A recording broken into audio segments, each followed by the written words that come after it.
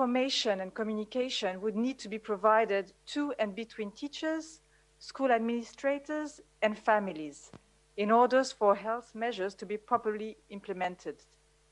And in addition, new protocols and rules will also call for rethinking the role and training of teachers, managing differently school time, revising learning content with increased attention to health issues, and fourth, using remedial measures for learning losses. And we need to provide support for the educational community and most particularly teachers to be trained and to adapt learning in this new situation. And we also know that when we deal with education, the decision that we make today will impact tomorrow's world. And it's also why this specific crisis is also a moment to rethink the futures of education, a worldwide reflection that we have launched and that will materialize in a final report in 2021. But as of today, the education crisis requires also renewed commitment, mobilization, and funding around education in terms of COVID-19. And in October 22, we will convene a high-level global education meeting for that purpose, to secure financing from governments to invest in schools, to invest in their safe reopening, and to prioritize education in their recovery plans. And last but not least, we must pay very special attention as to leave no one behind. Once the school reopened today, in some countries, we also see that some children are missing. This is why we are launching a back-to-school campaign, especially targeting girls with the lessons from the past, when we know that we have already today a risk that 11 million girls may never return to school. I thank you for your attention. Thank you so much, Audrey, for that very, very clear message, and very glad that we have joined forces to back this campaign. And the next will be Executive Director Henrietta Fore, the Executive Director of Unicef, our colleague. Please, you have the floor, Henrietta. Thank you very much, Dr. Tedros, and it is wonderful to see both of you. Director General Azoulay, terrific to hear your thoughts and comments, and to yours also, Tedros, from this morning. So at the height of COVID-19, schools closed their doors in 192 countries, sending 1.6 billion students home. Today, almost 9 months since the coronavirus outbreak started, 872 million students, or half the world's student population, in 51 countries are still unable to head back to their classrooms.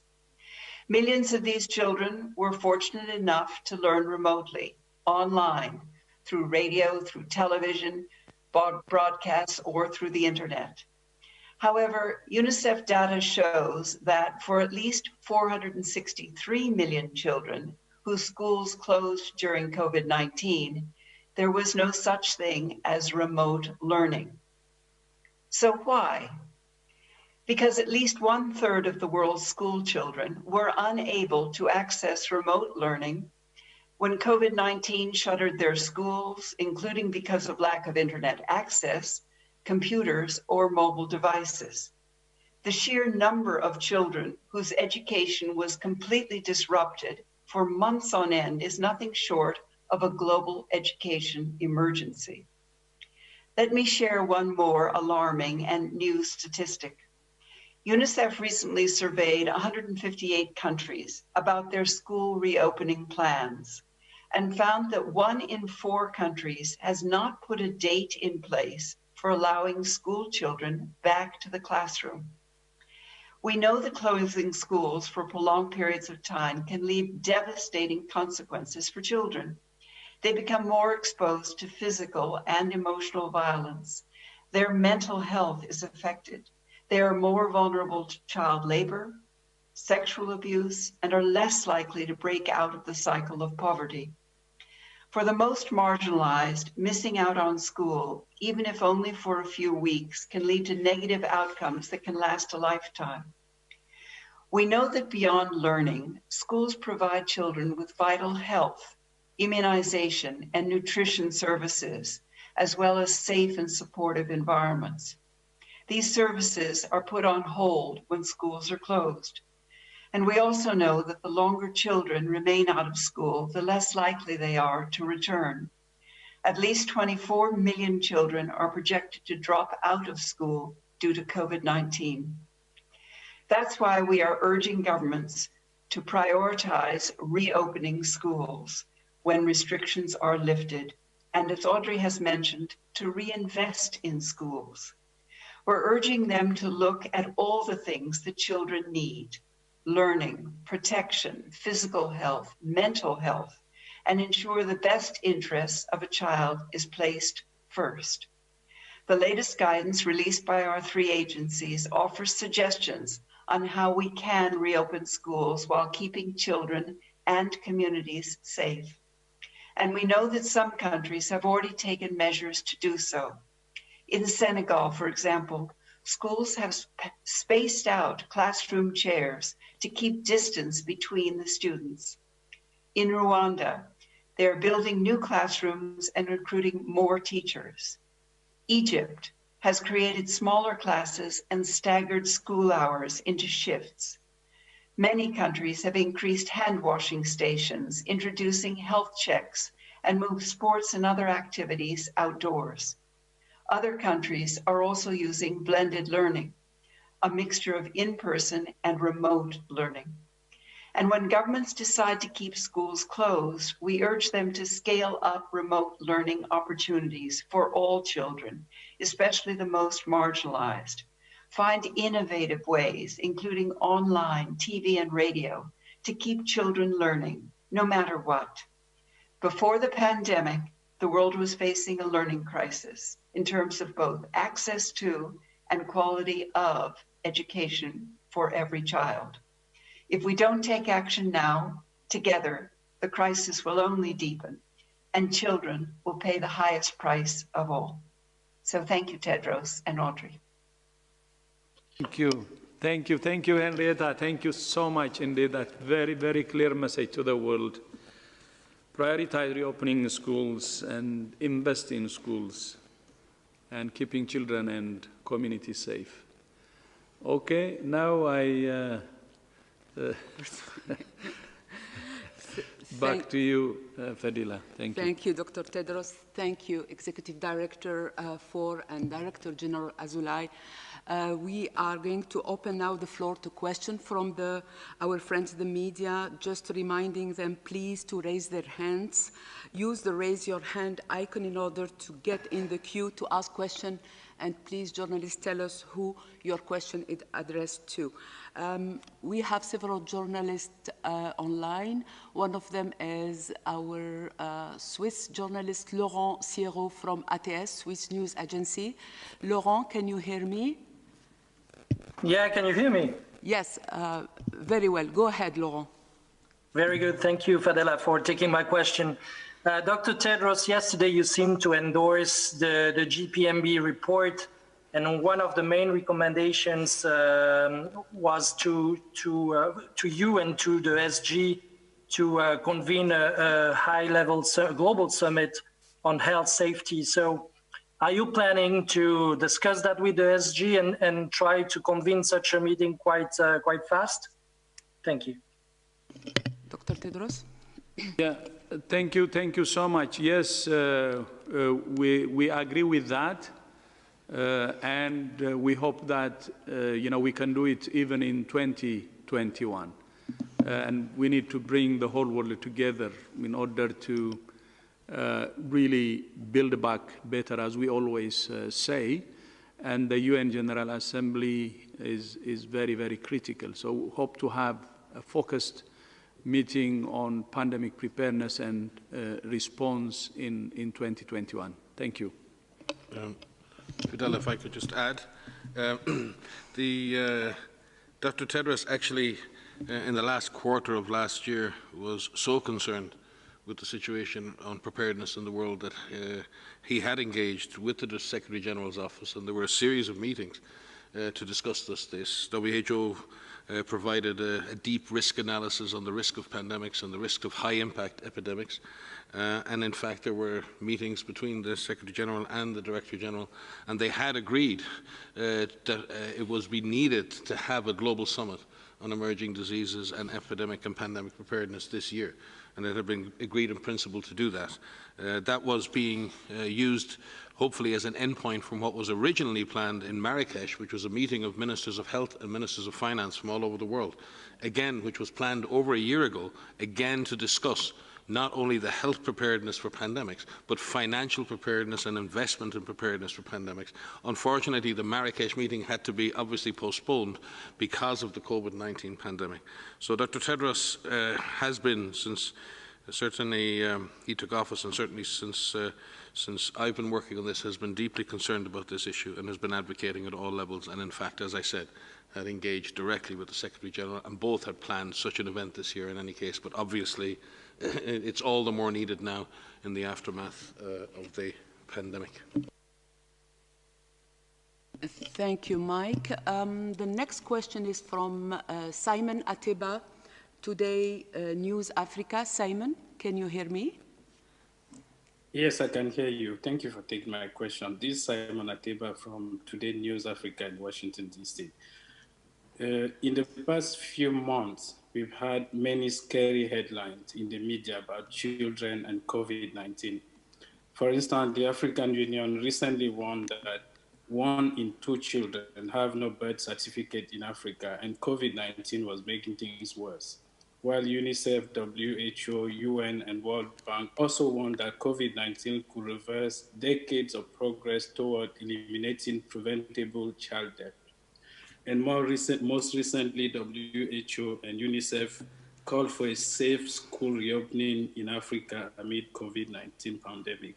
I was wondering if WHO, UNICEF, and UNESCO can talk a bit more about the situation in Sub-Saharan Africa and about some of the studies being done to really understand how the pandemic is affecting children in Africa. And also, do we know how the 1918 flu pandemic affected children at that time, and for how long? Thank you.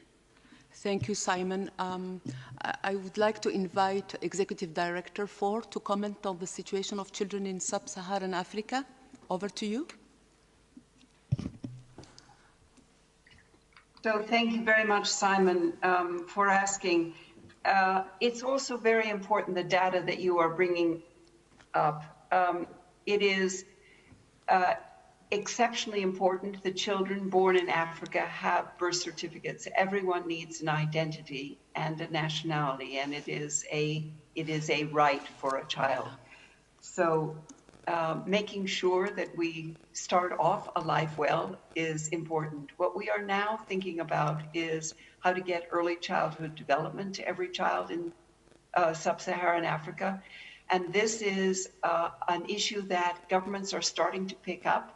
I think it's an important one to write about. We would be happy to follow up with you after this meeting to talk about early childhood development. But then just attending school and going to school. Many of the schools in Africa, as you know, do not have running water and a bar of soap. And it is going to be increasingly important that we try to raise funds and raise the world's awareness that we need to be able to give to these schools the hygiene practices that we are expecting during a time of COVID. And it is something that we can help governments and civil society and the schools themselves to be able to create. It is very important also that parents know about these. So in Sub-Saharan Africa, I would say that the initiatives that are underway are in communication, they are in water and sanitation, they are on trying to make sure that every child has a chance to continue learning, thus remote learning, whether it's by radio, television, or internet connectivity. It is that there be a way that children can continue to come to school, that they can afford it, social protection programs. We are deeply worried that the poorest children, particularly the girls, as Audrey mentioned, in the poorest countries will not have a chance to come back to school. But if I might ask the moderator, if we can follow up with Simon, we have lots of information and would love to talk about this subject. Thank you. Over. Thank you, Executive Director. For any other intervention in the room? If not, we will take there was a specific question on age-specific mortality during the 1918 pandemic. Yeah, are you going to take that? No, just to say that there is a perception about that the 1918 pandemic affected mainly healthy young adults. Certainly that was the most unusual feature about the 1918 pandemic. But it was almost like a W curve. Normally, pandemic influenza, seasonal influenza, tend to affect very young and very old, and very often healthy adults relatively unaffected. That was the case even in the most recent pandemic of H1N1. In the 1918 pandemic, you had a very high impact in under 5s, a very high impact in people over 60, but unusually a huge impact on young, otherwise healthy people, and that was the unusual and shocking factor associated with that pandemic, and something we need to be cognizant of today as we see coronavirus passing through younger generations. It's certainly not necessarily killing or causing the deaths of many otherwise young and healthy adults, but as I said before in previous presses, we are seeing the emergence of long-term impacts and long-term health effects in that population, and that will have to be carefully observed. And in that sense, in the 1918 pandemic, the young and healthy were greatly affected immediately through the process of mortality. It remains to be seen what the long-term impacts of this COVID-19 are in that age group. We hope they are not too severe. Maria, something to add? Yeah, just very briefly is to say that while we are really trying to understand this particular virus and its impact on children all over the world, and luckily what we do see so far is that the majority have a mild infection or asymptomatic infection, but that's not universal. You know, we do see children infected with this virus who have had severe disease, and tragically we have seen children die from this disease. But as Mike has said, we don't know the long-term effects. And I think we also need to recognize that there's the direct impact of COVID-19, and there's the indirect impact of all of the other services that have been pushed aside because of this virus.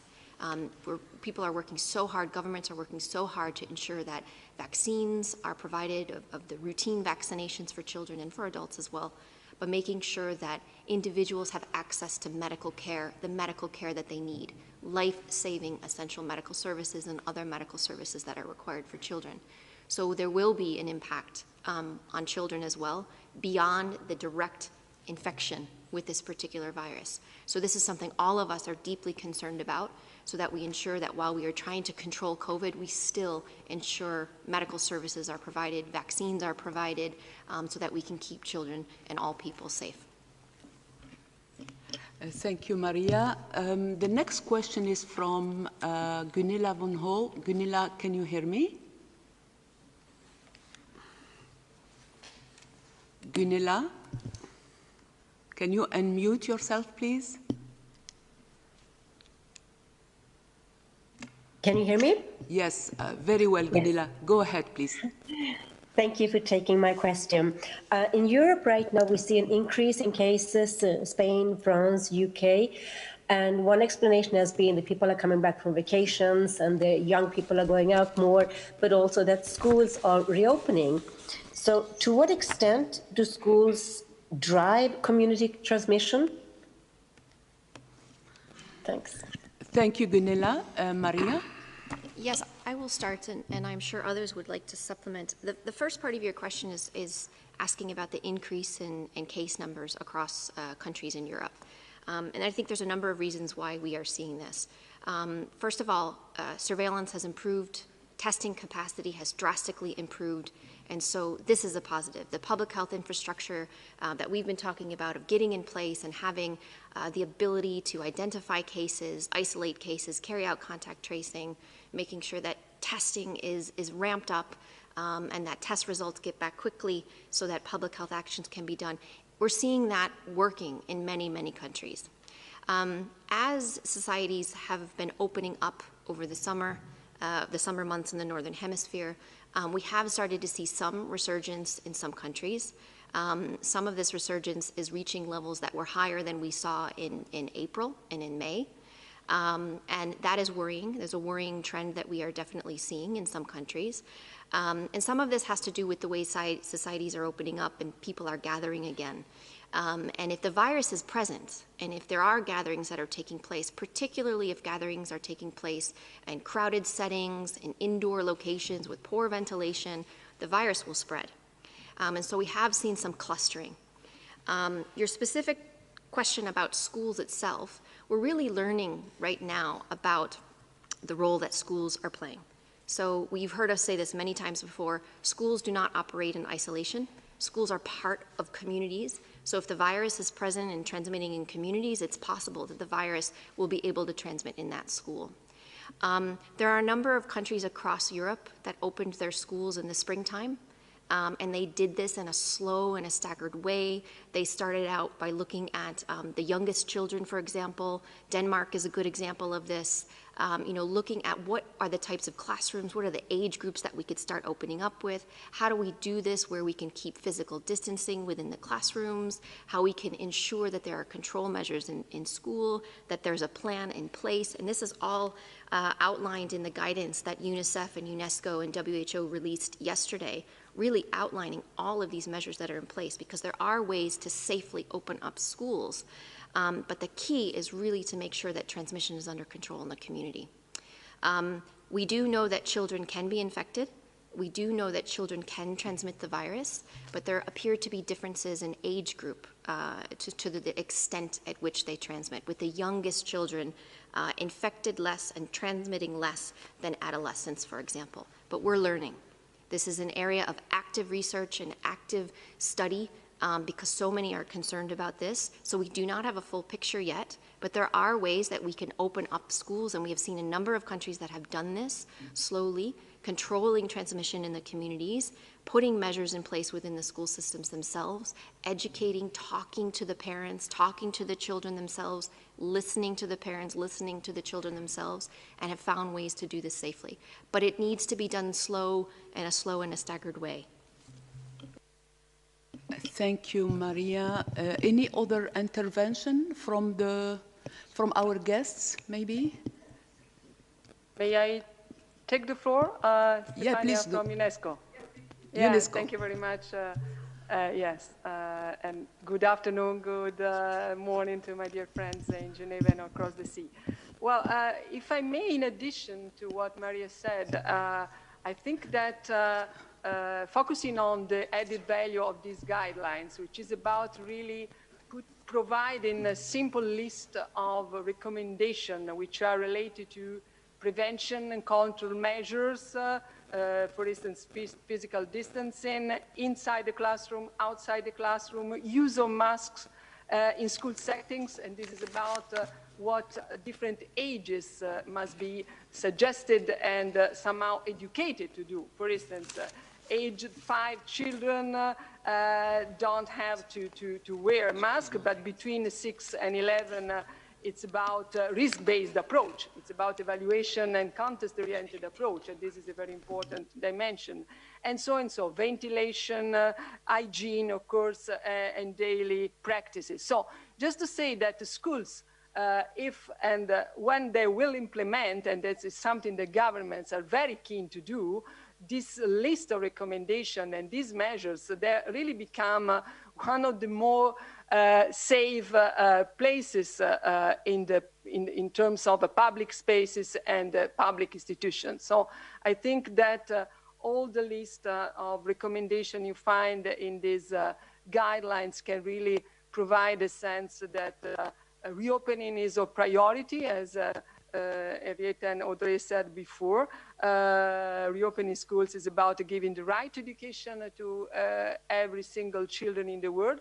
On the other side, first health, and it's possible to combine these two important fundamental rights and dimension. And this is very much about the great cooperation we are running with our partners through the Global Education Coalition that UNESCO established some months ago, and all the work we are doing on the ground and in terms of a global collection of data and recommendation, as in this case. Thank you very much. Over. Thank you, Madam. Can I just ask you to introduce yourself for our journalist friends?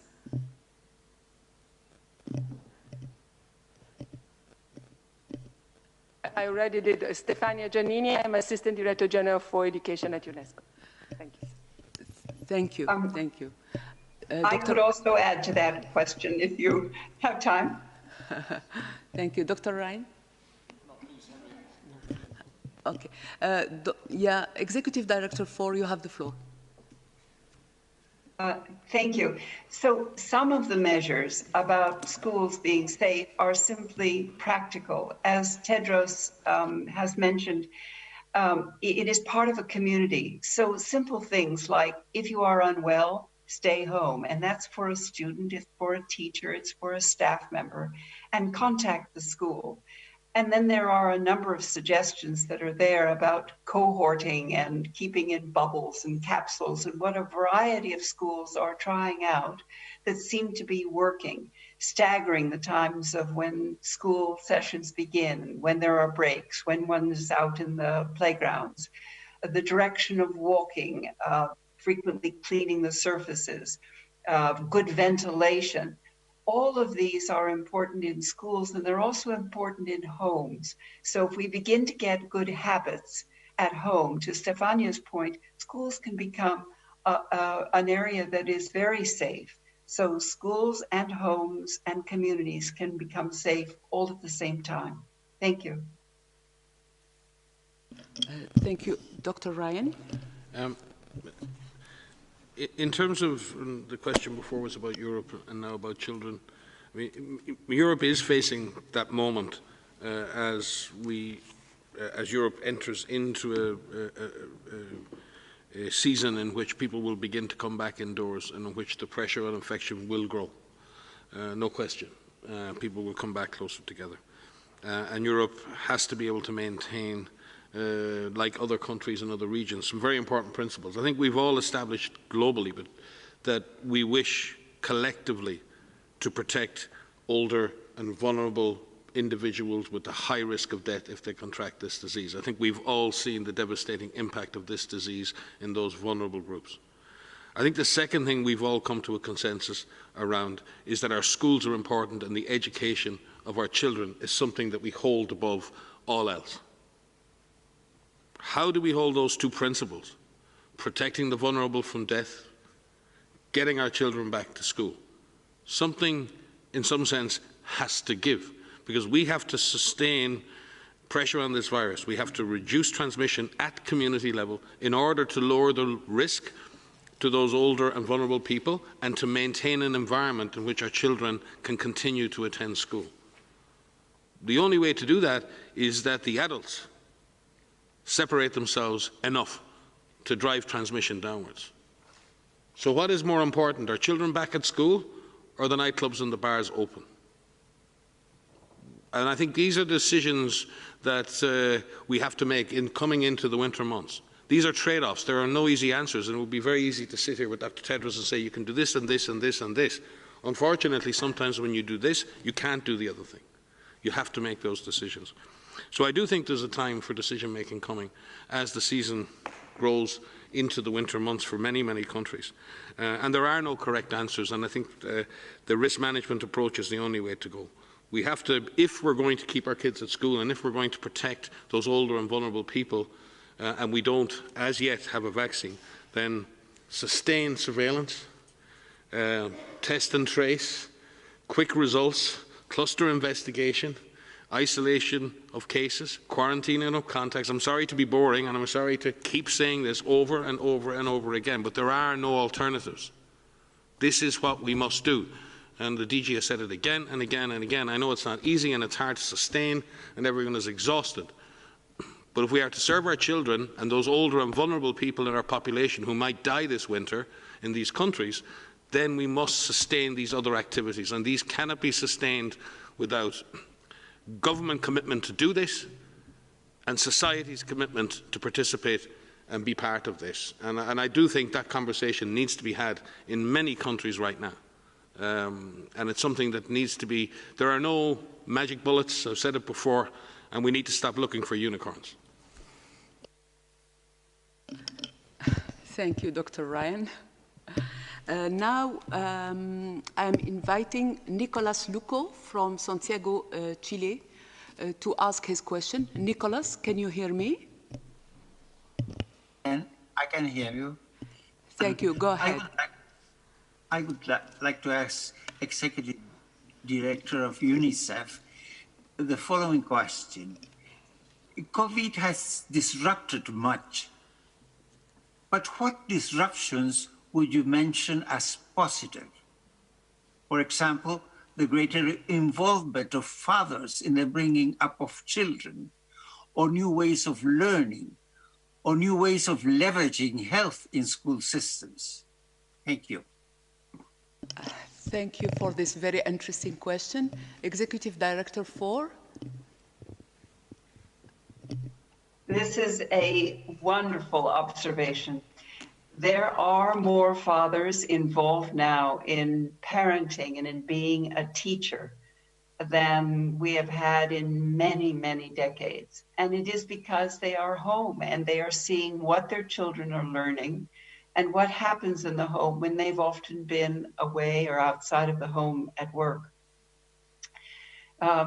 We often tell our own people that they need to be a parent first, a teacher second, and then a colleague at Unicef third. And I think this is starting to be something that almost every one of us in our own private lives have now realized, that the importance of looking after our children and teaching them many things while they are in school and when they are out of school is our responsibility, and it's our legacy to the next generation. We are also finding that parenting hubs, these chat rooms and telephone banks where parents can ask information of websites and others, are extremely helpful. And many fathers are coming to visit, but also fathers and mothers together because they are interested or they're concerned about a particular issue. It's particularly challenging for parents who have children who are otherwise abled. And so if there is some sort of a learning disability, it is difficult often for parents to know what to do.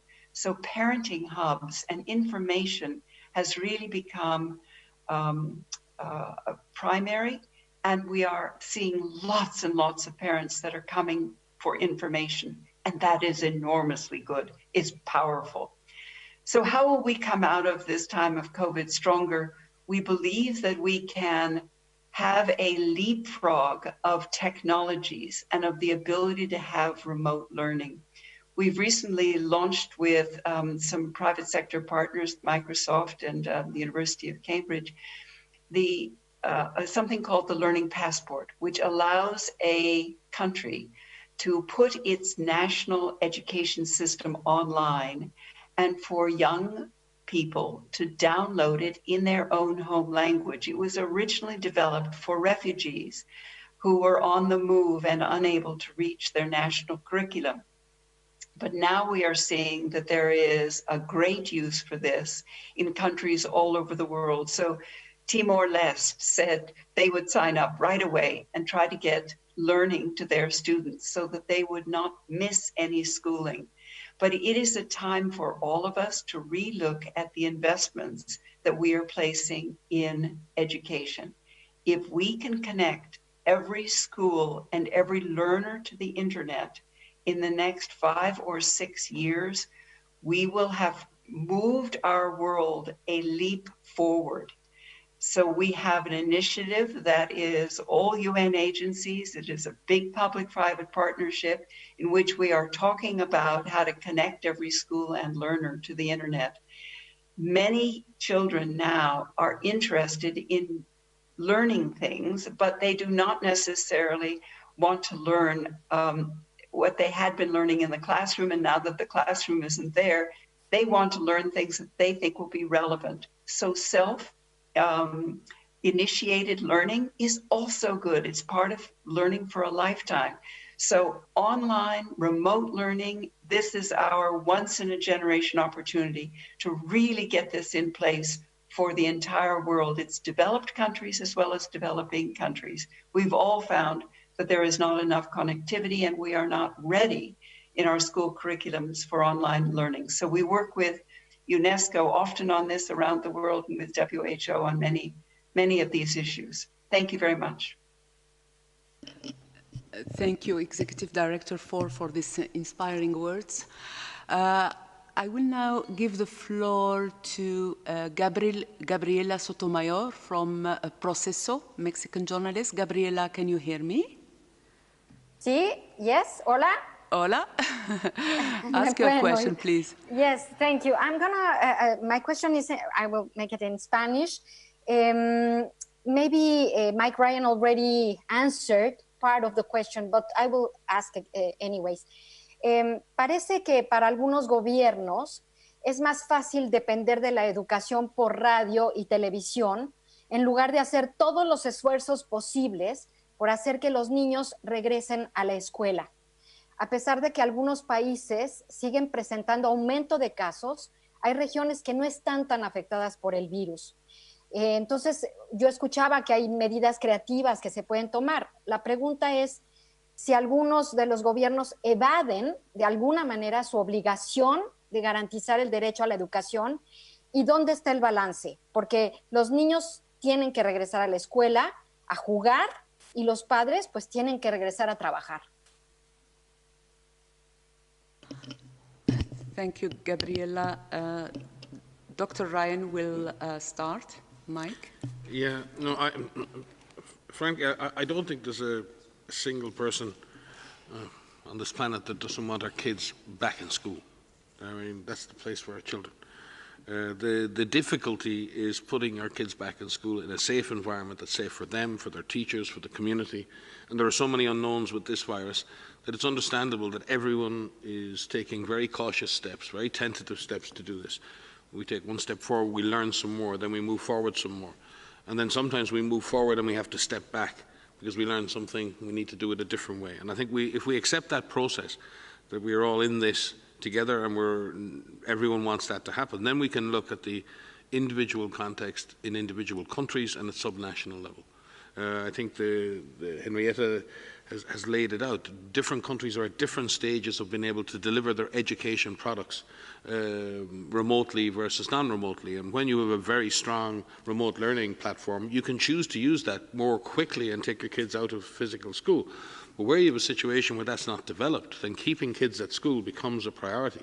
And you may have to leave your children in school even though you do have more community transmission. And these are trade-offs, and they have to be managed according to the risks and the how society sees and values that process for within the national context. So it's very hard for WHO or UNICEF or UNESCO to pre-specify how countries make those decisions. I do think that the evidence that is emerging is that children, while obviously they can be infected, they tend to process the infection quickly, they tend to clear the infection quickly, and they do not appear to be a major part of the transmission dynamics of this pandemic. But that remains to be fully discovered. What we do know is that children are damaged educationally by not being in school. And then we're trading those two things off against each other. The other question is how safe can the school environment be made? And there are different resources around the world. There's different levels of space. If you live in an urban slum, you may have a very tiny classroom with 50 children in it. That's very different to having 20 kids in a gymnasium in a school that has access to more and more space and then can expand. So again, it comes down to the ability of the system to adapt to the risk. And some systems can adapt because they have the resources and the space and they have the planning, and some not the case. So I think it's very hard to pre-specify. But I would like to commend, and one thing I think we should say, is that teachers and administrators around the world have really worked themselves so hard to bring kids back to school, and that is from the village level to the national level. There are huge efforts made by teachers, parents groups, by committees and others who govern schools to get our kids back to school. And we spoke about the heroes in the first 5 or 6 months of this epidemic, and they still remain heroes, our frontline health workers. Well, our teachers and our school administrators and our school committees, they're heroes too, because they're doing everything they can to get our children back to school. And governments need to support them in that, and we as a community need to support them in that. And the best thing we can do to support our children back in school is reduce our risk of being exposed and reduce our chance of exposing others. If we do that, our children can stay in school. And again, I'm saying it again because I think it comes down to that. What are we prepared to do in the adult community to ensure that we neither expose ourselves or expose others to this virus? If we do that, I think we can keep our kids in school. Yeah. Very briefly, just to say, I think what we're seeing right now is it's a calibration period. You know, we're really figuring this out of how we can do this. How can we look at controlling transmission within the community, and it does start there. It's the foundation of opening up. And then how do we start to open up? You know, where do we look to open up first? Do we look at businesses? Do we look at other types of workers, of factory workers, and at a certain percentage opening up slowly? Our restaurants, our entertainment industries, our schools, you know, and it's this balance of how to bring each of these open. And countries are showing us how to do this. The decisions and the agony, quite frankly, that decision makers have on when they can open up and how they can open up.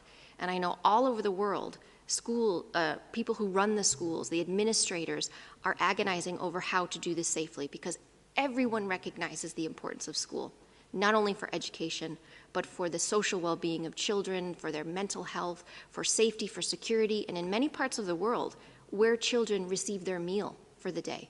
So it's incredibly important. And remote working, and there is remote learning has definitely been a positive, but that doesn't exist all over the world. And any parent who has had to try to carry on their work at home and try to teach a child or 2 or 3 who are home with them knows how difficult it is. We all have collectively an incredible increased respect for teachers and what they do every single day. Within the guidance that we have outlined, what we are trying to do, as has been highlighted by many today and previously, with our partners from UNESCO and with Unicef, is really try to give an overview of the comprehensive, multi-layered measures that are needed to prevent the introduction of the virus into a school, and if the virus does enter the school, how to prevent it from spreading. And this includes what to do in communities, at the school itself, within the classroom itself, and at individual levels. And all of this starts at home.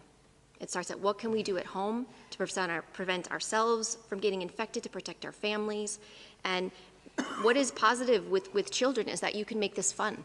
You know, children and teaching them and being a good role model at home and showing them how to wash your hands and sing the songs and practice your respiratory etiquette, wear a mask, you know, practice your physical distancing, talk about it. This is very, very difficult stuff, and it's complicated, and the measures may change, and the instructions may change. So this is complicated, and this is frustrating, but talk to your children, talk to each other, and support each other. And I think that, you know, we are finding ways to get through this, but, you know, just to say this calibration balance that we are finding, putting our children first and making sure that they can go back to school safely, everybody agrees, is incredibly important. Thank you, Maria. I believe UNESCO and UNICEF guest would like to say a few words. Let's start with Stefania Giannini from UNESCO. Thank you very much for giving the floor. Just to say that from the very beginning of this unprecedented crisis and the impact, the huge impact on education, continuity of learning has been somehow our red line, our claim, and all what we are doing and we did together over the last 6 months was about really assuring as much as possible continuity of learning to children. And this is very much about implementing the right to education that the journalist who put the question mentioned before. Of course, as international organization, we must be very honest. We don't have a binding measures. We cannot impose a decision. It's not our job, but it's about first providing quick solutions. Second, organizing a strong and very innovative kind of partnership. I mentioned the global coalition that UNESCO established some months ago, and this is about putting teachers as one of the flagship of the common action. And teacher means supporting them in their lack of training in digital classrooms. Our survey, recent survey, says that 65% of globally teachers we asked, were you prepared to jump from the traditional classroom to the virtual ones? They said no. And then that's the need to support the governments to train teachers and to make the system resilient and ready to go, we don't know, in a second wave or whatever, in a crisis which imposes politicians to shut down their school systems. But now the issue is another one. The issue is how we can provide political leaders the right tools to make the right choices and to make decisions in terms of reopening schools in a safe manner and to give right education today in the new environment. I already mentioned some of the very concrete recommendations. Rita first, before talk about the physical the distancing and hygiene measures, washing hands. I want to say there is a very concrete recommendation about educating the young, the very little children to wear correctly the mask. Now, for us, it's clear that it's like this, but if you put like this, it doesn't work. Just to give you a very concrete example of what you're doing. And then there is the next phase. Let me say very, very briefly, in my opinion, this COVID-19 in education has been really, in education as well as in many other public sectors, a big game changer. So it reduced the distance, already said before, between family space, family time, teaching and learning space and time. It's about giving children and teachers also the opportunity to find very innovative solutions and to governments to implement a different kind of approach. Radio, television, we saw many very, very interesting countries in many regions of the world, Sub-Saharan region in Africa first. So to conclude, I think that it's also a great opportunity to reimagine education, the model of learning and teaching. And this is something that UNESCO started to think with our partners last year, and now the futures of education, as he said, with the mark of S, is becoming really a great priority for all of us, and a new way to give right education to our youth and children. Over. Thank you. Now I would like to give the floor to Executive Director 4. Thank you. You can see how passionate we all are about this. So Gabriela asked about governments, and Mike Ryan started with the heroes that we have among us, the teachers and the health workers, and Maria picked that up, and Stefania just mentioned it. Governments can be heroes if they invest in schools. This is the time when they should do it. So rearranging budgets so that there is some room for education will mean that it's an investment for the future. It's the best investment you can make, to invest in a child and a young person. So invest in the teachers, invest in a modern curriculum, invest in the physical distancing and the ability to wash your hands and have a bar of soap, as we talked about for Africa, and invest in connectivity. If governments reallocate their budgets around connecting every school to the internet and training the teachers and training everyone, they will have a new baseline, a new even field that means that their children and their country can grow in the years ahead. So governments can be heroes too. Thank you. Thank you, Dr. Tedros, Executive Director Director General Azulay, and Stefania for your all valuable contribution. I now will conclude this press conference and remind you that we will provide you with the audio file and Dr. Tedros' remarks immediately after this press conference. We will also have the full transcript posted tomorrow on our website. I apologize to those who could not get their questions answered. Please contact me, contact the WHO news team, and we will make sure you get your answers from us or our sister agencies. Thank you so much. Au revoir. Dr. Tedros, if you want to say a few words before we conclude. I think you said au revoir, so I will say à bientôt. So thank you so much to Henrietta, Stefania, for joining us. This is a very important joint venture. And long live our partnership, UNESCO, UNICEF, and WHO. And look forward to really implementing the guidance that we have released today together. So thank you so much, and especially to Henrietta, I would like to recognize the presence of Jerome with us, your excellent colleague here.